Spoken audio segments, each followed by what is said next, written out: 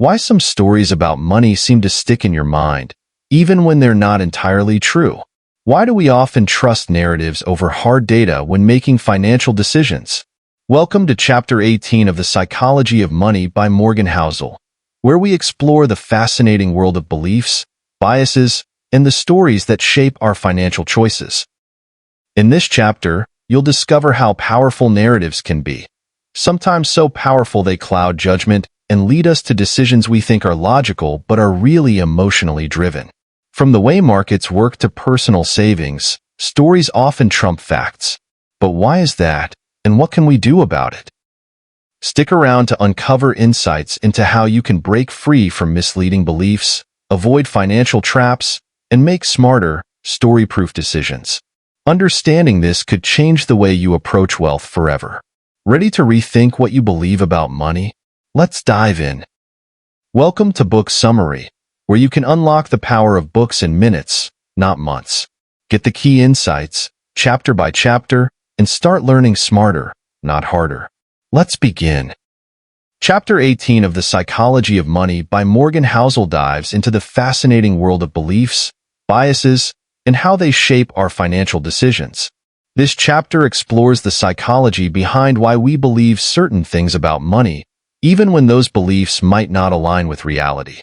It shows how personal experiences, cultural stories, and emotions often drive our decisions more than facts or logic. Housel starts by explaining that our beliefs about money are deeply personal and subjective, shaped by the experiences we've lived through. If someone grew up during an economic boom, they might view markets as inherently stable and predictable. On the other hand, someone who lived through a financial crash, like the Great Depression, might approach investments with a mindset rooted in fear and caution. These contrasting perspectives highlight how our understanding of money isn't based on universal truths, but on individual stories. One striking example in the chapter is how narratives about financial crises can alter public behavior.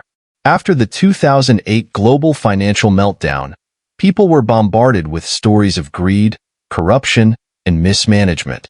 This created a narrative of mistrust toward financial systems. Even though many aspects of the market had recovered and new safeguards were introduced, the stories lingered. Many people hesitated to invest, even in a bull market, because the emotional weight of the narrative overpowered the factual recovery.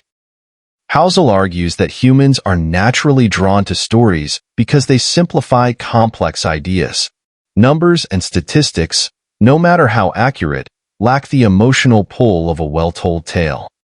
This is why headlines focusing on dramatic downturns or miraculous successes capture our attention more than balanced, data-driven analyses. Stories activate emotions, and emotions influence decisions, especially when it comes to money. A key takeaway from this chapter is the importance of recognizing how stories, whether told by others or by ourselves, shape our financial choices. We might cling to certain beliefs not because they're true, but because they feel true. For example, a person might avoid stocks entirely, believing they're too risky, because of a bad personal experience or a sensationalized news report. However, the broader data might tell a different story, showing consistent long-term growth in well-diversified portfolios. Housel also delves into the idea that financial beliefs are heavily influenced by generational and cultural factors. People from different countries and economic backgrounds often have wildly different views about saving, investing, and debt. A culture that emphasizes saving as a virtue might instill a belief that spending is irresponsible, while another that rewards entrepreneurial risk-taking might view debt as a necessary step toward success. Neither belief is entirely right or wrong. It's context that defines them.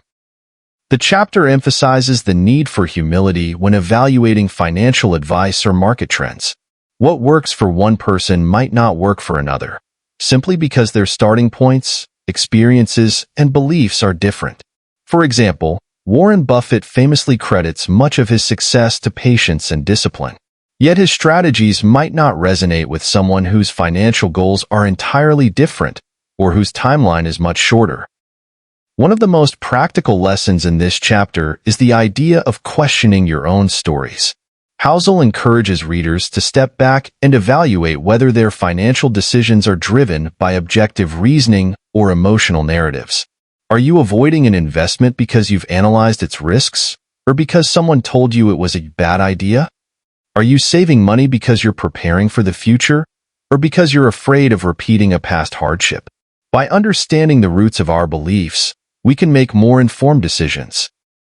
Housel also touches on the role of media in shaping financial narratives. Headlines often cater to fear because fear sells. A story about an impending market crash is far more likely to grab attention than a piece on slow, steady growth. The problem is that these exaggerated narratives can distort reality and lead to poor decision-making.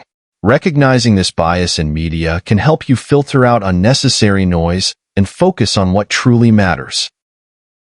Ultimately, this chapter is a reminder that everyone's financial journey is unique, and there's no one-size-fits-all approach to managing money. The key is to understand your own beliefs and question them when necessary.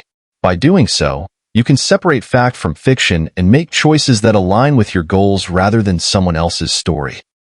In conclusion, Chapter 18 teaches us that the stories we believe about money are incredibly powerful but not always accurate. Whether they come from personal experiences, cultural norms, or the media, these narratives can cloud judgment and lead to decisions that don't serve our best interests. By challenging these beliefs and embracing a mindset rooted in curiosity and critical thinking, we can better navigate the complexities of money.